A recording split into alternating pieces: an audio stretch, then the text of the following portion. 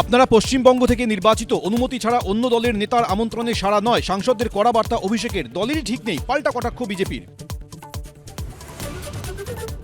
অনুমতি ছাড়া অন্য দলের নেতার আমন্ত্রণে সাড়া নয়, পাওয়ারের জন্মদিনে পার্টি, জিন্দালের মেয়ের বিয়ের অনুষ্ঠানে যাওয়ায় সৌগত মহুয়াকে ভর্ৎসনা অভিষেকের।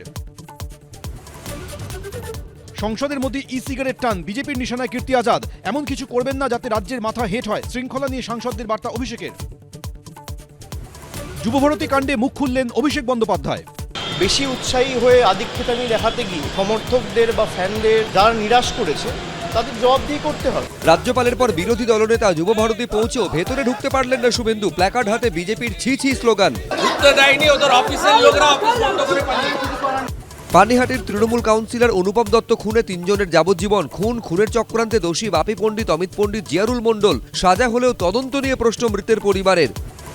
কয়েকজনের আধিক্যতায় বঞ্চিত যুবভারতীর দর্শকরা জবাবদিহি করতে হবে, মন্ত্রী হোক বা পুলিশ, নজরে সবার ভূমিকায়। কড়া মন্তব্য অভিষেক বন্দ্যোপাধ্যায়ের। ঘণ্টাখানেক সঙ্গে সুমন, রাত 8টা।